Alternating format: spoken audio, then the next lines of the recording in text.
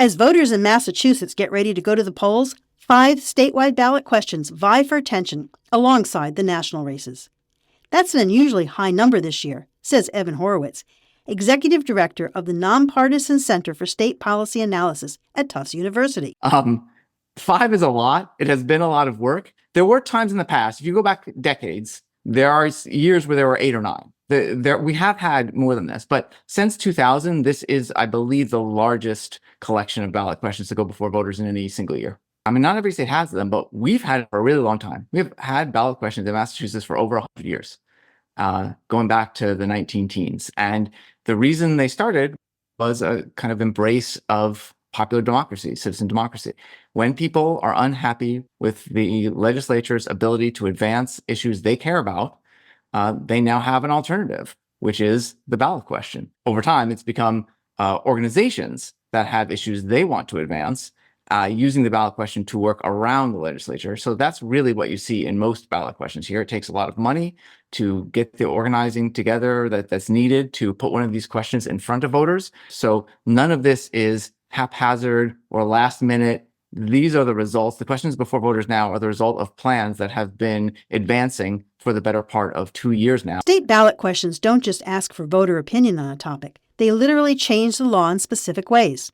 In other words, voter choices make a very real impact. These are laws. I mean, the big difference here between voting for a person and voting on a ballot question is when you're voting for a person, you're voting for like a package of beliefs that you hope will materialize, in a series of laws that you believe in, or a series of vetoes of things you wouldn't support. Here, you're doing something different. You're saying, I want this to be law, or no, I do not want this to be law. Which is why the state sends each registered voter a red booklet with the full text of the proposed legislation for each question.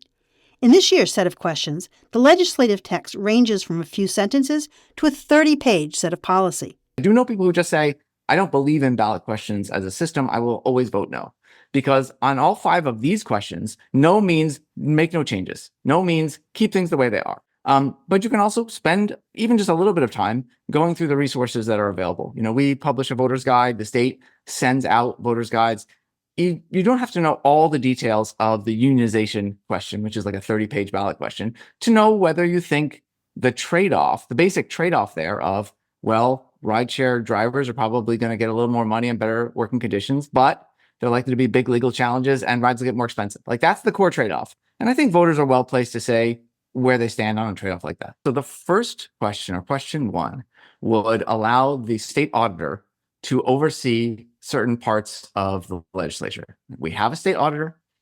Her job is to basically oversee administrative functions of different agencies. Like, she's not a numbers person. Her job is not to check your finances like an IRS auditor would. Her job is to go to like the Department of Elementary and Secondary Education and say, hey, you guys buy office furniture sometimes. Are you sure you're following all the right rules for buying that office furniture? Let me help you. And this ballot question would let her go to the legislature, or at least would provide a legal grounds for her to go to the legislature and say, hey, how about your office furniture?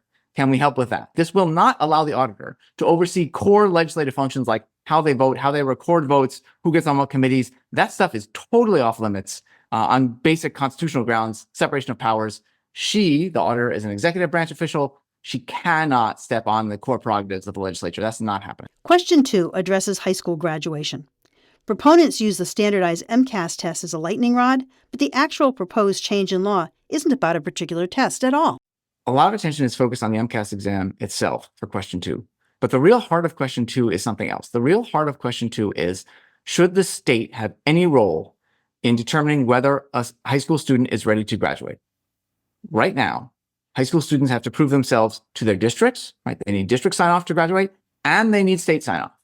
And the MCAS is the way, not the only way, but the main way that they get the state sign-off. What the ballot question does, though, it doesn't just say like, well, the MCAS shouldn't be the way the state signs off on students. It says the state will no longer sign off on students. The districts will have total authority to set graduation standards, provided they certify on their own that their graduation standards match state requirements. Most states allow some role for the state in determining standards for high school graduation. It's not a test. Usually it's not a test. Usually it's a set of coursework. You have to take this many English classes in this order. You have to take this many math classes in this order. You have to get these grades. Most states have that. And if this passes, we wouldn't have anything like that. We would be one of 3 states, I believe, with no common state standard for graduation. Question 3 would create a new type of union for non-employees, the first in the country. So the first 2 are short, they're brief. They have big implications, but question 1 is like 3 new words. Question 2 is a new paragraph in the general laws. Question 3 is 30 pages of new regulations. It's a whole new regulatory scheme. And here's what it would do. It would create a first-in-the-nation system to allow rideshare drivers, that's Uber and Lyft drivers, to form a union. They can't right now form a union because they're not considered employees, they're considered independent contractors. And independent contractors can't bargain together because that's collusion. They're independent businesses. The exception is if the state steps in and says, all right, you know what? We're going to suspend concerns about anti-competitive behavior. We're going to suspend collusion concerns. We're going to let drivers or a representative group of drivers sit on one side of the table. We're going to let the companies sit on the other side of the bargaining table. And together, they can come up with rules, wages, benefits that cover the whole industry. A yes vote means that Uber and Lyft drivers can set up a new kind of union that is consistent with the fact that they are independent contractors. Question 4 might be the most misunderstood. It addresses psychedelic magic mushrooms, but is also much broader than that. If question 4 were about magic mushrooms, then the set of risks and the potential of it will be totally different. It is not that.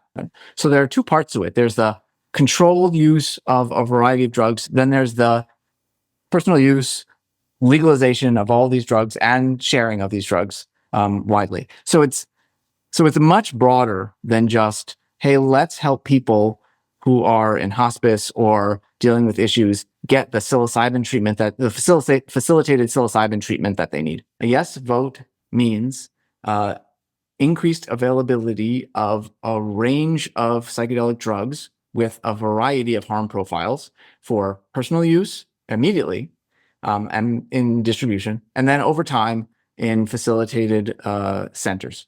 One of the states that already has legalized certain psychedelic drugs is Oregon. They legalized only the facilitated use of psilocybin and only a certain strain of psilocybin, right? They were like, there are promising uses of psilocybin. Let's enable people to get that. And also if towns don't want to participate, we'll let them opt out. Massachusetts has no opt-out provision. So these centers could be anywhere and the towns wouldn't have any control over where they were. And we have this whole other framework of additional drugs and personal use. Question 5, the last of the statewide ballot questions, proposes changes in law regarding tip compensation. Let me say first what question 5 is not.